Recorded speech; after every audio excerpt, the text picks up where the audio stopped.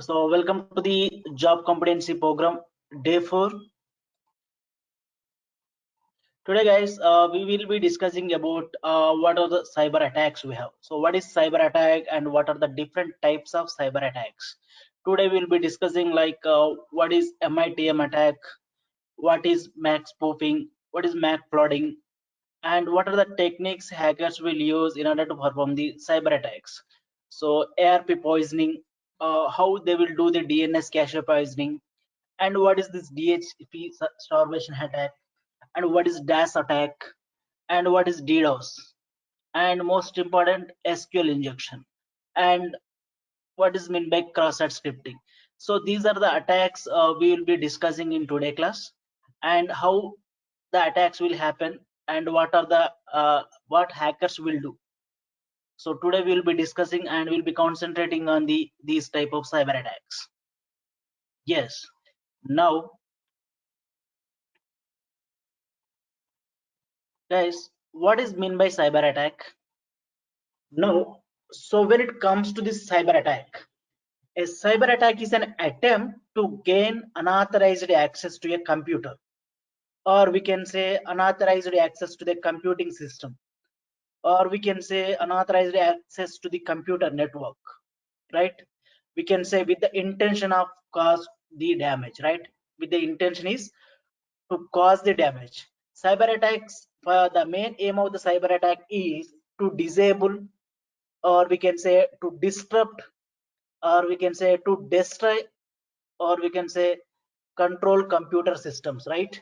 Or we can say that to alter the data, to block the data, to delete the data, to manipulate the data, or to steal the confidential information like credentials.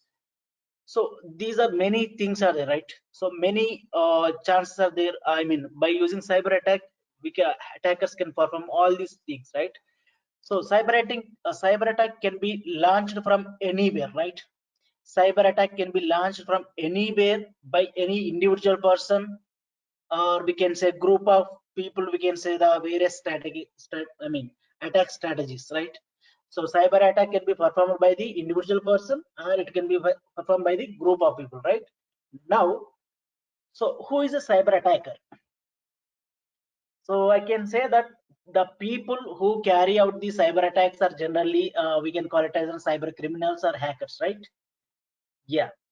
Now, so when it comes to the individuals, we can say what they will do. They will use their computer skills and to design and execute the malicious attacks, and they can also belong to a criminal. So when it comes to the group of people, right? So attacks can be performed by the individual people, and attacks can be performed by the group of people, right? Now, so why do cyber attacks happen? So basically cyber attacks are designed to cause damage, so they can have various objectives. So one cyber attack is happened means because of there is a one objective of the hacker, right? So we can say it depends on the hacker. So in order to gain the financial gain, and in order to disrupt the revenge, disrupt and revenge also, there is a reason. So like many reasons will be there. So most cyber attacks today is happening especially against commercial entities, right? Are launched by the cyber criminals for financial gain. Main purpose is financial gain. So these attacks often, we can say that, to steal the sensitive information, like credit card numbers and employee personal information. So which the cyber criminals use this access the money. So whether they will use it in order to access the money, or goods using the victim's identities, right? So there are a lot of reasons in order to perform the cyber attacks. So when it comes to the, yeah, now, so can I say the attacks can happen from the internal? So when it comes to the organization, attacks can happen from the internal. Yes, right. So we can call it as an insider threats, right? So insider threats are most dangerous, we can say. So sometimes it will be intentionally that employees will be doing, sometimes unintentionally also the cyber attacks can happen. through the insider threats. We can call it as an insider threats. So insider threats are attacks that come from the employees with malicious intent, right?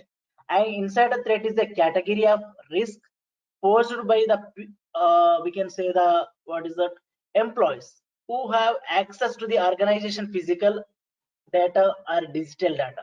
Let's say I am a system administrator, like let's say I'm a database admin, so I will be maintaining the company's data, right? Clients information, right? So that can be a if I fall under hacker hands, so what will happen? There is a huge amount of data will lost, right? So there is a chance of cyber attack. So that is the most attacks are happening through the insider threats also. Now what cyber criminals they will do, they create, and in order to perform a cyber attack, what cyber criminals will do, they will create a software tools to use in their attacks purpose, and they frequently share these type of tools on the dark web. Okay, so when it comes to the dark web, what is mean by dark web? So what will happen in the dark web? So the attackers will frequently they will share these type of tools and techniques inside the dark web. So the dark web is also defined as dark net, right? So it is an encrypted portion of the internet, so that is not indexed by the search. So in order to perform a cyber attack, the cyber attackers, the hackers will use different types of techniques, different types of tools, different types of malicious codes, right? And so before stepping into the different types of techniques and all, we'll see some basic fundamentals. Okay, now I will go to the paint. So we'll start with some basic stuff. After completing the basic stuff, we'll move to the cyber attacks.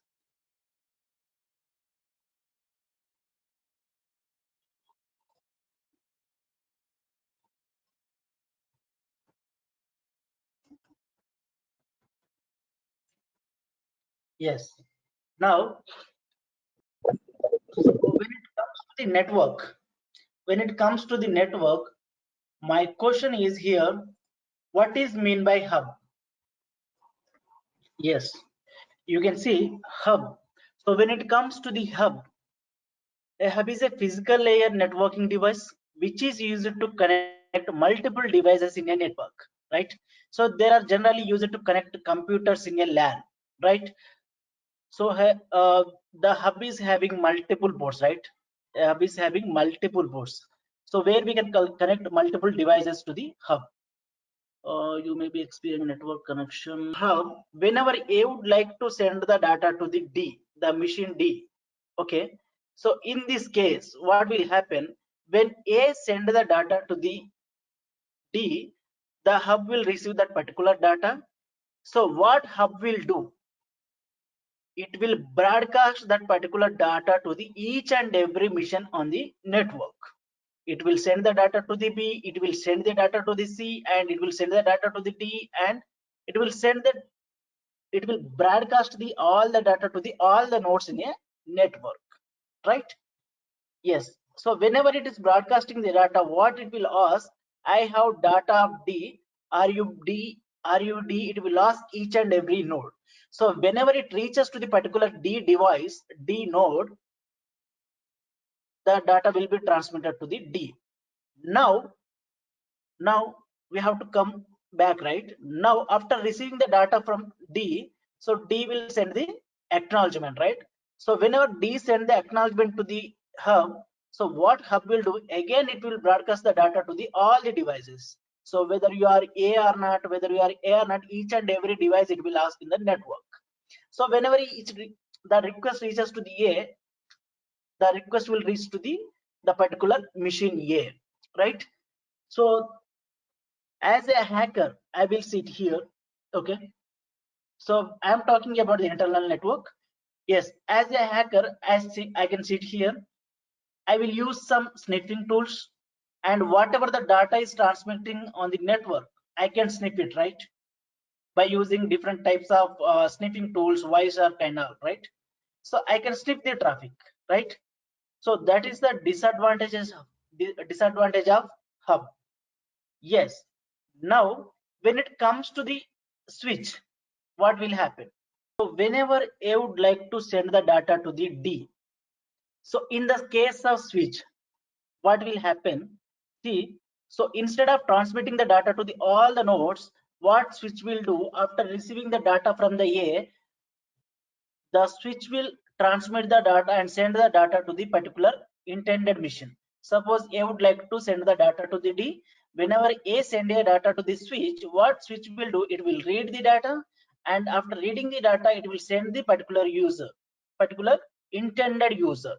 Now, here my question is, switch will maintain the CAM table. What is meant by CAM table? So it will switch will work on the based on the CAM table. It means content addressable memory. It will work on based on the CAM table. Yes, what is this CAM table and all? See, the CAM table contains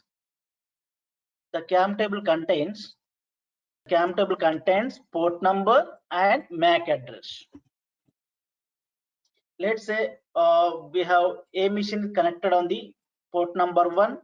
The MAC address, let's say this is the MAC address, and on port number 2 the B machine is connected, the MAC address is this one, and let's say, so like this, the CAM table will maintain the MAC address and port number details. So whenever A send a request to the D, whenever A send a transfer the data to the D, so what it will do, switch will maintain the CAM table, right?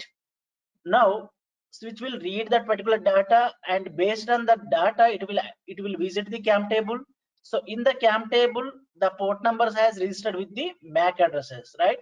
So based on the MAC address, it will transfer the data to the particular intended user. Instead of broadcasting all the data to the all the user, it will send the data to the only the particular user because of the CAM table feature on the switch. Switch will maintain the CAM table, right? Now, so what is the difference between hub and switch? A hub works at the physical layer of the OSI model, right? A switch will work at the data link layer of the OSI model. Now, hub contains a single domain of collision, and in switch, several ports include separate collision domains like CDMA and all. And when it comes to the, it is a passive device, and when it comes to the switch, it is an active device. And we can say that switch is an intelligent device compared to the hub. Now, so this is one. Now, so if I talk about the MAC flooding, so if I talk about the CAM table, so this CAM table is having limitations for the, we can say there is a limitation for the CAM table. So what I will do here in MAC flooding, as an attacker, I filled up with this CAM table, and the limit of the CAM table has been reached.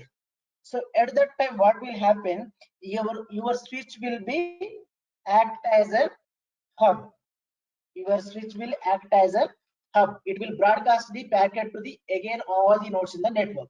So flooding the MAC addresses in the CAM table by taking over entire CAM table is known as MAC flooding. So once the CAM table is filled, your switch will be again act as a hub. So that is the attack on a CAM table, that is MAC flooding, right? So in this particular case, I will use some, we can say that, what is that? So that is the one of the attack on the CAM table, right? So if we are not able to do the MAC flooding, is there any chance of attack? CAM table poisoning? Yes, we can say that is MAC spoofing. Can we say MAC spoofing? Yes, let's say A want to send the data to this particular machine D. So A's MAC address is AA, let's say, and D's MAC address is DD. Okay, or C's MAC address is CC. Okay. So when you talk about MAC spoofing, what exactly is happening? As a hacker, I will use multiple tools. I would like to spoof the MAC address of this machine C. So whenever as an attacker, if I spoof this MAC address, so the MAC address will be placed in two places. So in the case of MAC spoofing, if you send the data to the particular machine, So the data will be sent to the attacker also if you spoof the MAC address. So there are multiple tools are available in order to do the MAC spoofing. Okay. So in this attack, the copy of the packets will be receiving by the hacker if you do the MAC spoofing. So whenever you are sending the packets to the intended user, instead of reaching to the intended user, so one of the copy of the packets will reach to the malicious user, that is a hacker, if they use MAC spoofing technique. So that is MAC spoofing. Now, so when it comes to the, I will show the tools also now. So what attacker will do? So the same legitimate user MAC address he will spoof. Okay, so the copy of the packets which are going to this particular user or which are going from this particular user, it will be received by the hacker. So that is MAC spoofing. We can call it as a MAC duplicating. So there are multiple MAC spoofing tools. You can see SMAC, MAC address changer, change MAC address, easy MAC changer, spoof me now. There are a lot of tools are available in order to do the MAC address. Guys, actually before going to these MAC spoofing tools and all, let's say, so IP is used to recognize where you are on the network, and MAC address is used to recognize what device is on your local network. So that is IP and MAC. So in same way we are doing MAC spoofing, right? So there is a concept called IP spoof. So what is meant by IP spoofing? Yeah, in this IP spoofing concept. So and what is IP spoofing and what is it and how does it work? So when it comes to the IP spoofing, so IP spoofing allows cyber criminals to take malicious actions often without detection. So basically, we can say that in order to hide our identity, right? In order to hide our identity, we'll be doing the IP spoofing. So the attacker can do this by using the IP address of the another computer. So trust the so I mean we can the trusted source in order to make the trusted source in order to gain the access to the particular computer or particular device on the network.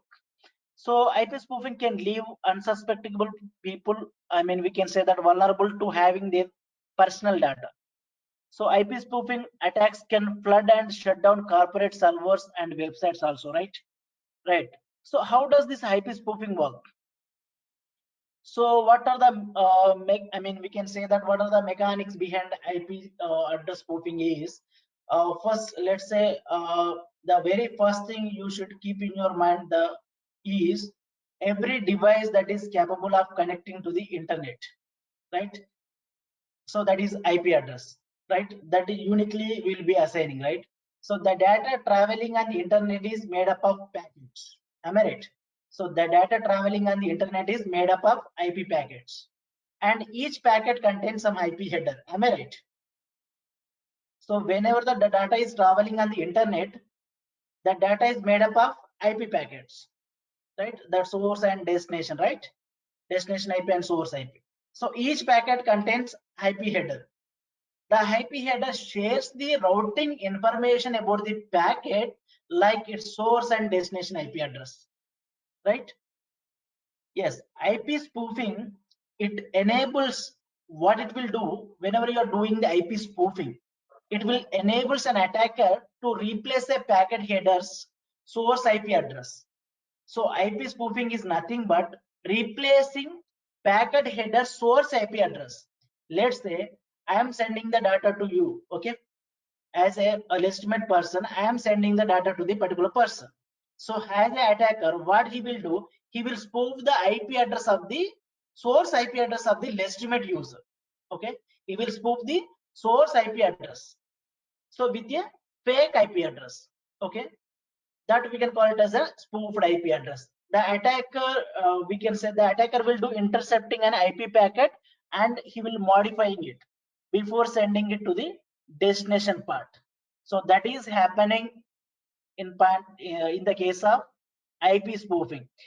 Attacker will spoof the source address of the legitimate user. That is that will happen in the IP spoofing. Okay, and we can say that So how to protect against the IP spoofing? What are the measures? What are the countermeasures we need to take in order to avoid this IP spoofing? Okay, we need to use secure encryption protocols, like to secure traffic, in order to secure our traffic and from your server, we can say that, right? So and be aware of phishing emails from the attackers. The few emails which will be asking you that you need to update your passwords, so that kind of phishing emails we need to aware that. Okay, and we need to take steps that will help make, how to do safe browsing. So we need to familiar with that one. And we can say that, so VPN also we can use in order to avoid this spoofing, IP spoofing, and in order to secure a home Wi-Fi network also, right? So there are a lot of reasons are there. And here, so ARP is nothing but address resolution protocol. Okay, it is a stateless protocol, we can say that. And address, it is used by the data link protocol. Okay, let's say, sorry, yes, you can see on the screen. Yes, in the case of ARP, how ARP will store? Suppose, let's say here, I want to connect to the particular machine 10.10.3 here. So whenever he send a request to that one, so what will happen in the ARP? That request will reach to the each and every system. Whenever they find the particular system, he will the request will reach to this particular system. After request reaching to this particular system, again this system will send the acknowledgement by using their MAC address to the user. So that time ARP will perform. Cool with this? So whenever a sender want to connect to this particular machine, suppose we are in the same internal network, I would like to connect with some person. So whenever I send a request to this particular person, in the case at that time, what will happen? The request will reach to the each and every person on the network. So whenever the request reach to the intended person, after reaching the request to the intended person, the request after receiving that particular person, he will send the acknowledgement, right? So whenever he is sending the acknowledgement, he will reply with his MAC address. So whenever he reply with the MAC address, that means the ARP has performed. Okay, so that is ARP. Now, so you can see by using this command ARP-A in the Windows, you can see the ARP table. And guys, what is mean by MITM attack? MITM stands for man in the middle attack, right? MITM stands for man in the middle. So what will happen in the case of man in the middle attack? Okay, before moving to this man in the middle attack, so attackers will do the ARP cache poisoning. So ARP cache poisoning means they will poisoning this ARP table. They will poisoning this ARP table and they will routing the packets. That is ARP cache poisoning. So what will happen in this case? So we can say, so in order to view your ARP table, you can give this command ARP-A, so that ARP table will perform, will display over here, right? So what attackers will do? They will attack on a particular ARP table and poisoning the ARP table, and they will routing the packets. As the attacker, I will be taking the MAC address of the D. So in the case of ARP poisoning, what will happen? See, there is IP address and there is a MAC address, and there is IP address, there is a MAC address. So in the case of ARP poisoning, what will happen? The attacker will replace the MAC address of the legitimate user. Got it? So whenever he send a request to the particular website and all, so whatever the packet he is sending and whatever the packets he is receiving, everything will be captured by the attacker. So by using, by poisoning the ARP table, what we can do? We can perform the MITM attack. That is man in the middle attack. So here you can see on the screen.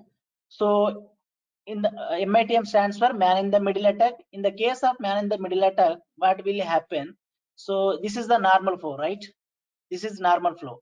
Whenever client send a request to the server, server will respond back, right? This is the normal flow. So in the case of man in the middle attack, what will happen? Suppose as an attacker, he will break that connection. He will intercept that connection. So whenever the client send a request to the server, so the instead of sending to the server, the very first thing the attacker will receive that particular information. Suppose if the attack is happened means, as a attacker, I can sit here, I can alter the data, I can intercept the connection, I will change the data, and I can modify it, and I can send it to the server. In the same way, whenever the reply is coming from the server, the very first thing, this as a hacker, he will receive the data and he will modify the data, he will send it to the client. So by poisoning the ARP table, so we found this is the MAC address, this is the IP address. Okay, now, so in order to see the MAC address, get MAC, right? Perfect. Now, before poisoning the ARP table, okay, before poisoning the ARP table, I would like to see the ARP table, okay, before poisoning the ARP table. So how we can perform the man in the middle attack? First, we need to poison the ARP table, right? So before poisoning the ARP table, yes. So this is my ARP table of my Windows 7. That is my victim. So when come back to this Kali,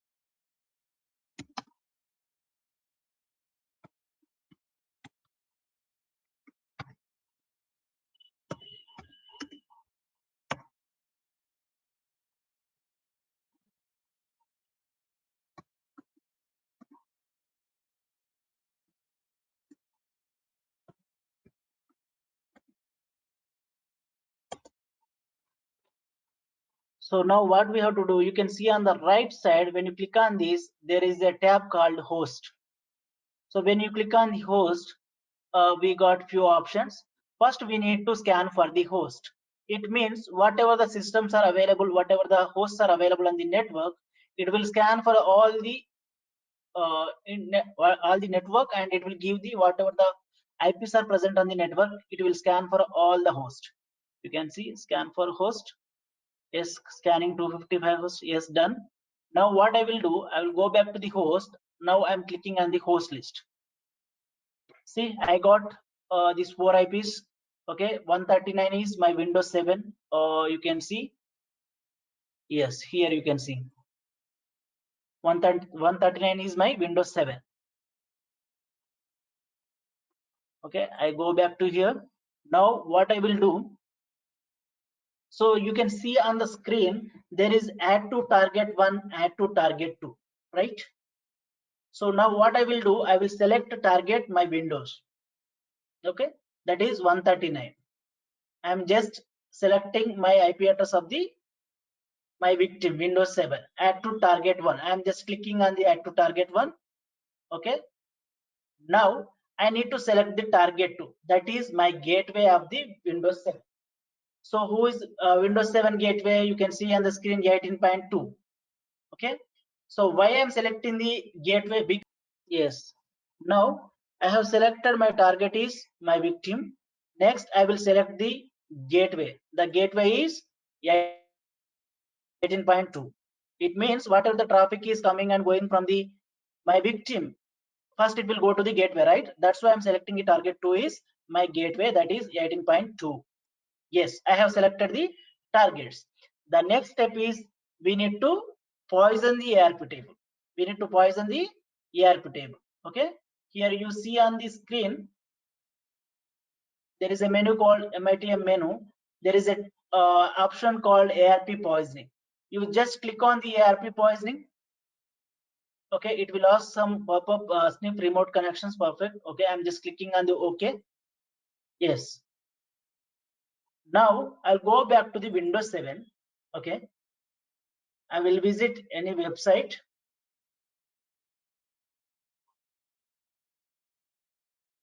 Let's say one vulnerable website like this one. Okay, I would like to log in this online banking website. Let's say I will give details like Shrikant and my password.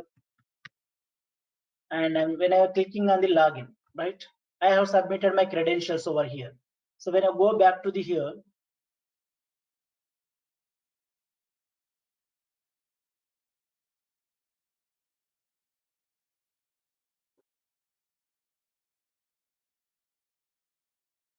1 minute. Yeah, there is a tab called Start Sniffing.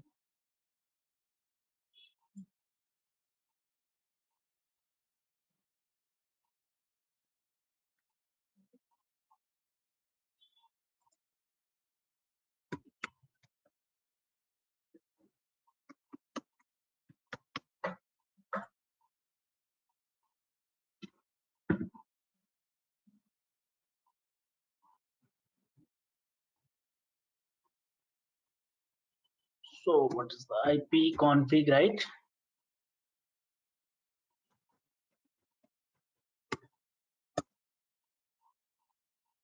Okay, and get MAC.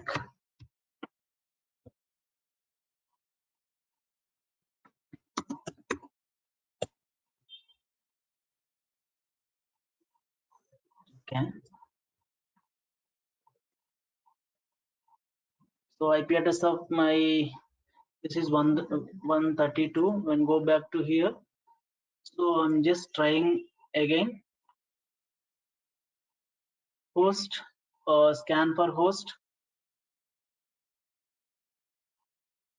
So 132. Okay.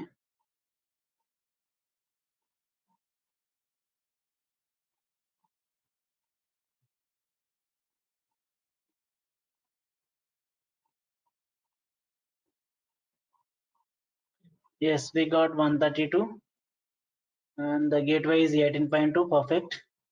At 132 is my target. At target 1, and 18.2 is my gateway. Okay, perfect.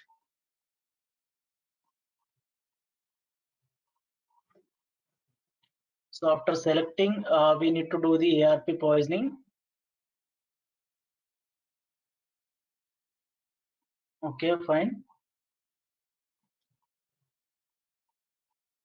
So here what we'll do, we'll go to the browser.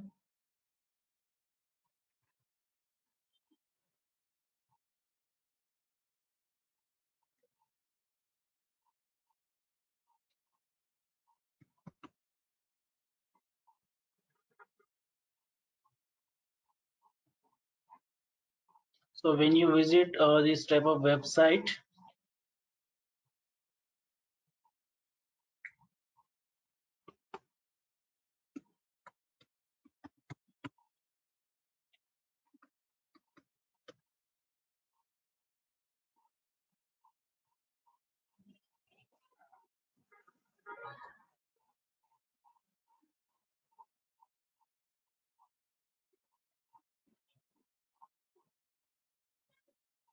see, you can see on the screen in the EtherCap tool, we got user ID and password. Whatever we have entered over here,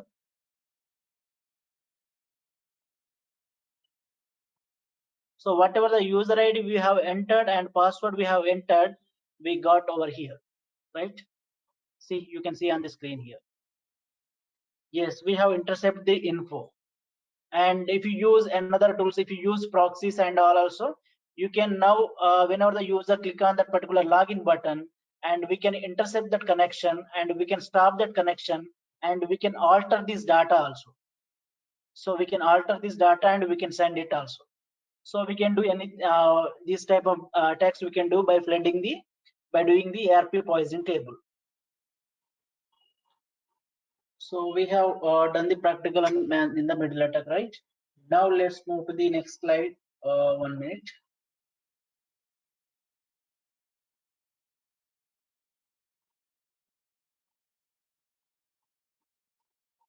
So we have done just now. We have intercept the connection of the Windows user, right? By we have intercept the connection and we have steal the information credentials of the Windows user.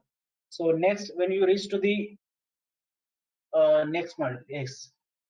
So this is the one of man in the middle attack example. So you can see in the example here. So this particular victim one send a key to this particular person. You can see. So these are the steps are involved in the man in the middle attack. So as a person, as an attacker, what he will do, he will intercept the connection and he will modify the account details and all, and he will send it to the particular victim too. So, so what as a man in the middle attacker, he can intercept the connection, he can alter the data, and he can change the data, and so whatever he want, he can do on the particular packets and data, he will send it to the victims, so that he will gain the access to the funds. So this just best example. Yes, ARP spoofing attack. Yes, just now we have done the ARP poisoning, right? That is ARP poisoning. Okay. See, threats of ARP poisoning. We can say packet sniffing and session hijacking. Sometimes we can also steal the user's cookies, right?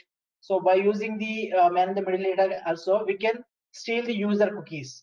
So we can take that particular cookie and we can take the hash of that particular cookie, and we can convert by using the online trackers. Okay, and we will be getting the information about the cookies, right? We can take over the session of the particular user. So we can manipulating data and we can perform the man in the middle attack by passing the ARP table. So we can intercept the connection and then we can do the connection hijacking also. And we can also stealing the password and we can also perform the DOS attack also. So this DOS attack we'll discuss next coming slides.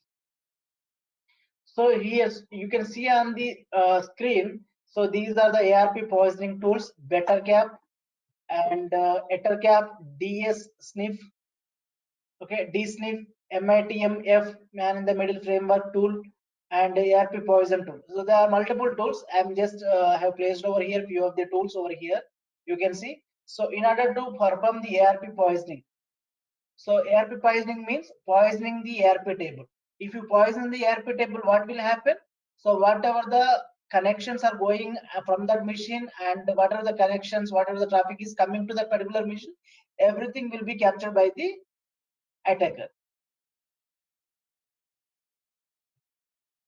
Now you can see ARP spoofing detection tools, and if you are doing the ARP poisoning also, there is a detection tools also available. So these are the detection tools you can see on the screen. ARP anti-spoofer. If you install these type of tools, if there is any chance of ARP poisoning, it will detect. Okay, and so DNS cache poisoning. Yes, before talking about the DNS cache, guys, what is meant by DNS? So in DNS stands for domain name system, we can say. So in this case, what will happen? Domain name server. So whenever you type www.google.com, right? So what will happen? So it will map the domain name to the IP address. Suppose if you type IP address of the Google, so it will map the IP address to the Google. Yes, mapping names to the IP, vice versa. So that is the main task of DNS, right? So how to check DNS cache in our system? ipconfig/display DNS. See, this is my DNS info. So whenever you visit a website first time, so what it will do?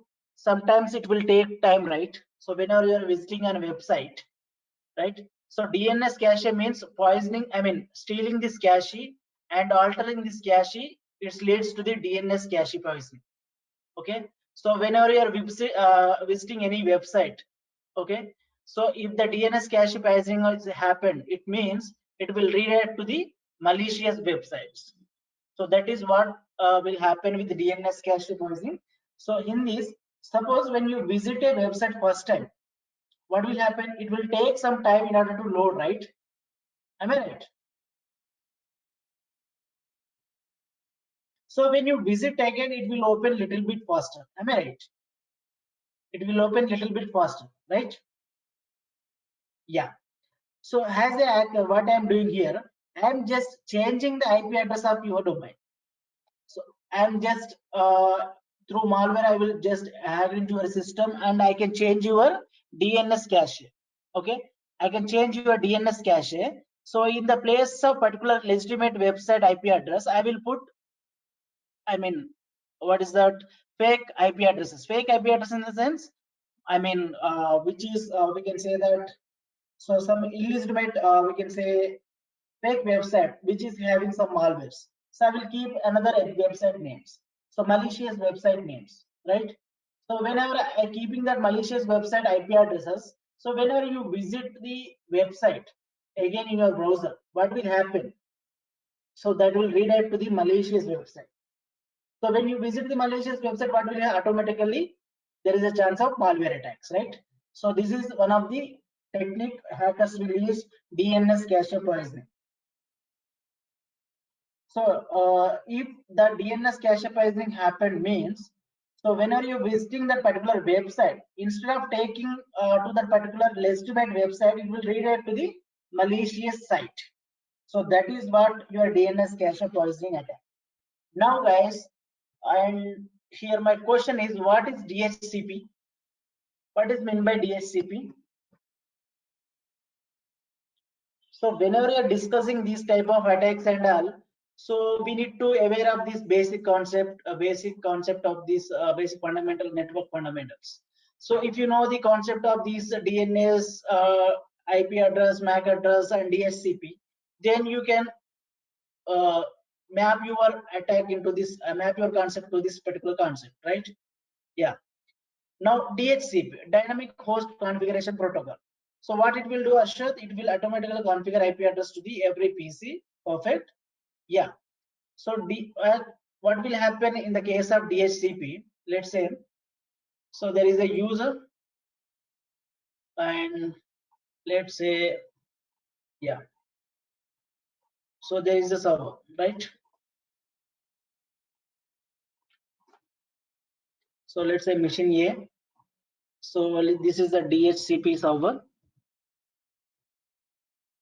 Okay. So DHCP is following DORA process, perfect, Naziruddin. So DHCP is having pool of IP addresses, right? We can say that DHCP is pool of IP addresses. So yes, it's followed by DORA process. Yes, DORA means we can say that 4-step process. So whenever the new system is connected to the network, what it will do? It will discover a message, right? It will discover a message to the DHCP server. It will send a discovery message to the DHCP server. After receiving the DHCP server, the discovery message, what will happen? That particular machine will request that IP address. Yes, whatever the IP address you are assigning, I am okay with that particular IP address. You can assign to me. Okay, that is request, right? Now, after the request reaching to the DHCP server, what DHCP server will do? It will give the acknowledgement. That acknowledgement is yes, yes, I have assigned the IP address for you. So that is acknowledgement. So DHCP follow DORA process, DORA, discovery offer request acknowledgement. Here, my question is, so whenever the machine is connected to the network, the very first step, so this machine don't know the IP address of the DHCP server. So at that time, what is the source IP address of this machine? So this process is happening because of for the purpose of assigning the IP address, right? So whenever the system is connected to this network, what is the IP address of this machine, and how this discovery message has reached to the DHCP server? message to the server, the IP address is 0.0.0 is the machine IP address. The DHCP IP address is 255.255.255. So the interview purpose, you can remember these things. 255.255.255. Yeah. So this is DHCP, right? So what we are discussing, we are discussing about these are the DNS poisoning tools. Yeah, we'll back to the DHCP definitely. Yes, yes, these are the DNS poisoning tools. Already we have discussed, na? Yeah. So in order to poisoning the DNS info, you can use these tools. DNS spoof, DNS poison, ettercap also we can do that, and tornado. There is multiple tools. And when it comes to the DHCP starvation attack, right? Yeah. Here, what will happen in the case of DHCP starvation attack? When user send a request to the server, the DHCP will server offer an IP address, right? So as a attacker, what I will do, I will send different DHCP request to the server. So at that time, what will happen? So I will draw a diagram so that you can understand. Yes. Let's say here,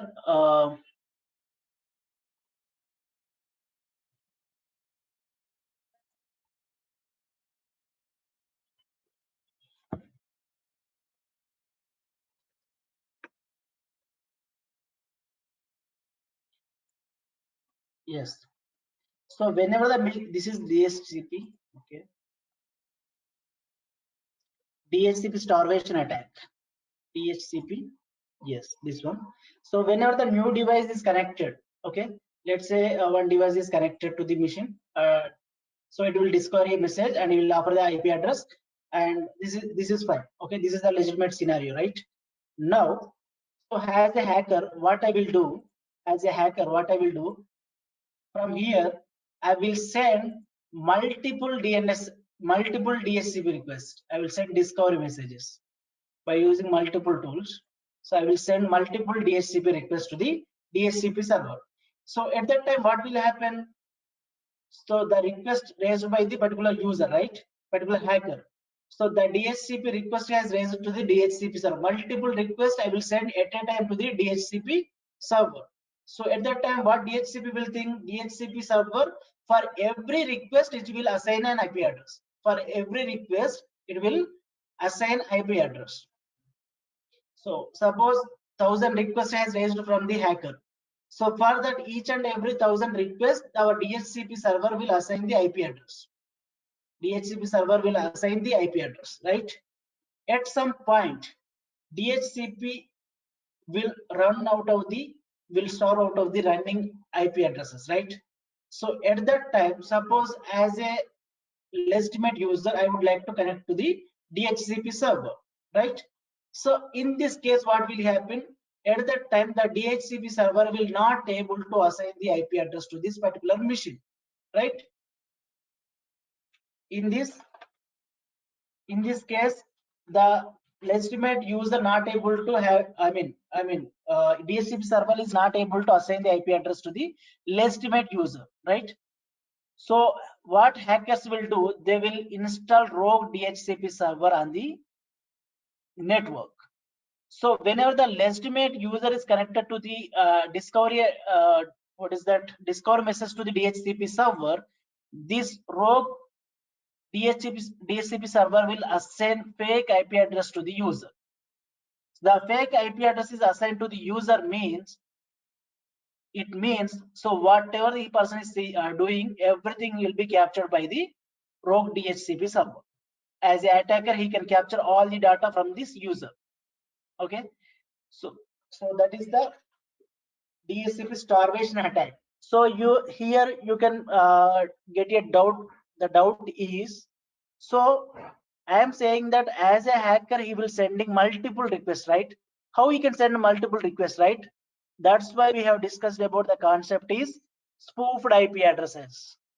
As a hacker, he will use spoofed IP addresses, and he will use the spoofed IP addresses. For every spoofed IP addresses, he will send a request, and as a hacker, he will get the response. So whenever the DHCP server is running out of the IP addresses, so whenever the new devices, legitimate devices would like to connect to the DHCP server, at that time, the attacker will install rogue DHCP server on the network. The rogue DHCP server will assign the IP address to the particular legitimate user, right? So that is DHCP starvation attack. So in the case of DHCP starvation attack, attacker will assign the IP addresses to the user, right? Attacker is assigning the IP address to the user means what is happening? Everything will be captured by the attacker. Yes, when it comes to the DOS attack, DOS means denial of service, right? So what security pillar here? What is that? So what security measure will lose over here in the point of DOS? Denial of service means denial of service, right? Confidentiality, integrity, availability. These are the pillars of information security, right? At what pillar will infect over here? So the DOS attack is happening on the availability, right? So in the case of DOS, what will happen? Let's say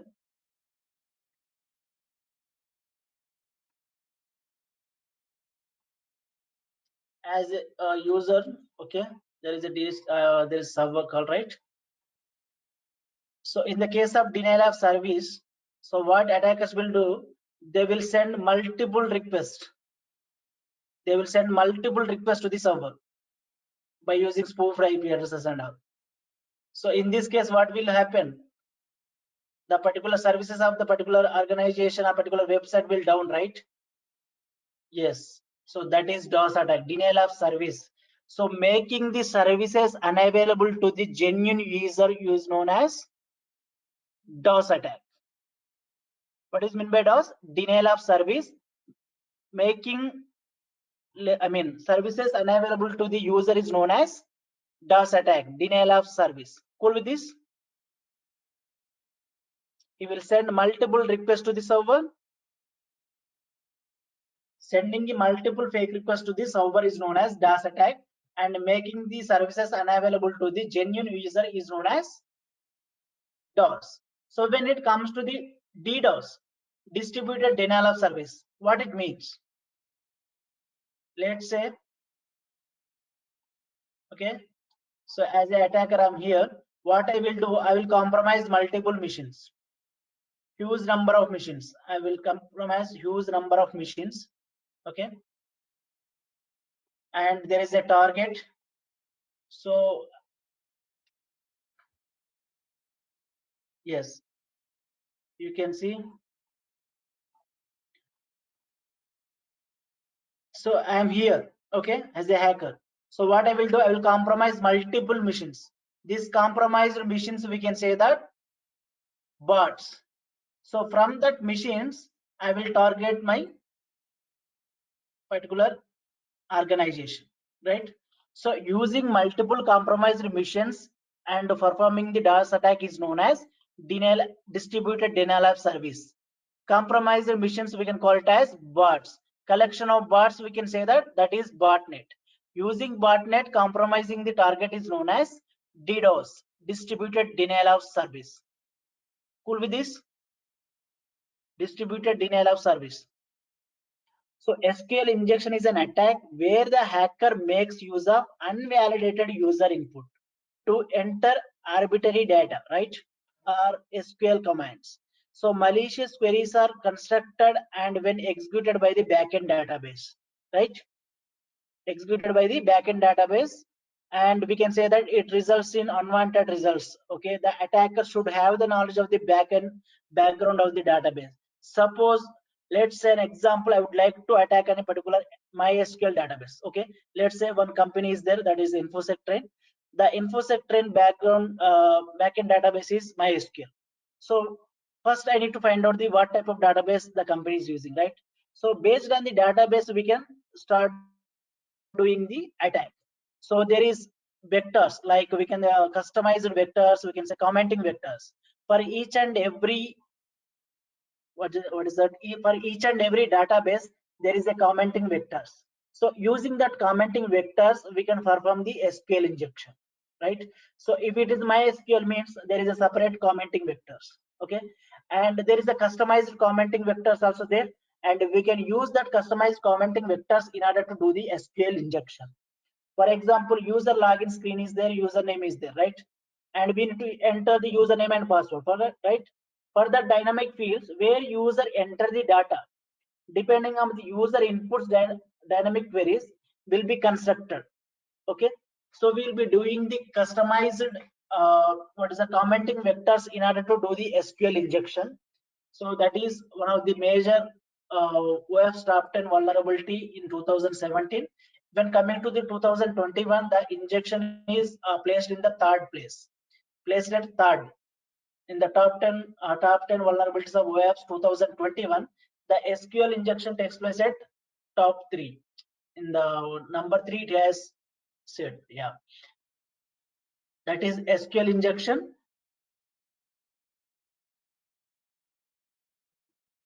Yes, here you can see. So why we need to bother about the SQL injection? Because there are huge amount of data we lost, right? If SQL injections happen means there is an authentication bypass. So attackers can authenticate, I mean bypass the authentication, right, by using the customized vectors. And there is also one website is there, pentestmonkey.com. You can visit that website. For each and every kind of database there is a customized vectors, customized commenting vectors. So you can use that customized commenting vectors in order to bypass anything like we can bypass the authentications, and we can also bypass the authorization, okay, and we can also disclose the information, and we can also compromise the data integrity. So we can also do the remote code execution. So a lot of things we can do by using the SQL injection. So if you want customized commenting vectors or each separated database commenting vectors, you can visit pentestmonkey.com. In that website, you can find out the techniques in order to bypass, in order to do the SQL injection. Yes. So these are the SQL injection detection tools. You can see Bobshoot. Okay. We can also detect the SQL injection, and HCL app scan, W3F. There are a lot of tools are available. NStalker and Alien Vault USM, Acunetics. So Dart Defender. There are multiple tools are available in order to detect the SQL injection. And how we can identify the DDoS attack, right? There will be suspicious amounts of traffic originating from a single IP address or IP ranges. So we need to find out the IP addresses, right? We need to find out the traffic. We need to analyze the traffic so that we can identify the DDoS attack. And we can say that we need to monitor the traffic, and based on the traffic behavior, we can also identify, okay? And there are also few countermeasures of the DOS and DDoS, okay, and we can also find out the spike in the traffic if there is any spike for every 10 minutes and 20 minutes, and based on the spike we can also analyzing the traffic, and we can identify the DDoS attacks, that kind of attacks based on the traffic. Yeah, when it comes to the cross-site scripting, right? So what is meant by cross-site scripting exactly is, so we can say cross-site scripting, it will enable the attackers to inject client-side scripts. Okay, so I have a command with me. Or if you use that command on the wherever you are entering the data, let's say we'll take one example of cross-site scripting. Let's say I'm just clicking on, okay, searching for something like user. Yeah, yes, I'm just searching for something user. Okay, so whatever you are typing in the search box, if the particular thing, whatever you have typed, whatever you have entered in the particular search box, if he appears in front of you, means that is vulnerable for cross-site scripting. And you can also give this command, script command. By using script command also we can check whether the particular field is vulnerable for cross-site scripting also, accesses are not, we can find it. And whenever you type alert, you can give any command like this. You can give the script tag. So whenever you type particular field, whether that particular field is vulnerable or not for the accesses, you will get an alert. See, suppose you are having one website. If you want to check whether your website is vulnerable for access or not, right? So for that you can use this command. So if you type on any field where you are entering something, right? So if it is generated any alert, it means that particular field is vulnerable for accesses. The command is, you can see, script tag. You can type alert and you can close the script tag. So this is vulnerable for cross-site scripting. So that is one kind of what is that, accesses. And we have two types of accesses. One is reflected accesses, that is which we have discussed just now, reflected accesses. So where the malicious script comes from the current HTTP request, right? So whenever you are typing something on the particular field, it is reflecting in front of you, means that is vulnerable for accesses. And stored accesses, let's say where the malicious scripts comes from the website database. Let's say stored accesses means input entered by the attacker will be stored in the database. So as the attacker, if I enter in the, suppose, user ID and password field, if I enter something, okay, so it will be stored in the database. So anyone visiting that particular page, so we'll have the script running under, and it will affect the particular user page. Who visit that particular page, it will affect the everyone's. So that is stored accesses. Stored accesses means will be I mean the input entered by the attacker will be stored in the database. We will be storing the malicious script on the database. So anyone visiting that particular page, the script will run automatically, and so the people who are visiting that particular page, everyone will infected by the particular vulnerability, particular thing. So that is stored accesses.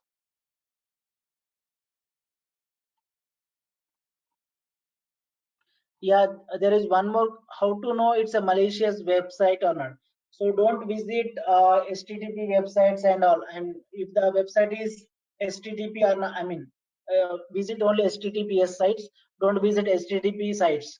And so suppose whenever you visit, I mean whenever you found a link on your mail or in your chat box and all, so don't visit directly into that particular website. You can type in the browser, and by manually typing the link, you can visit that particular website, but don't click on any malicious links.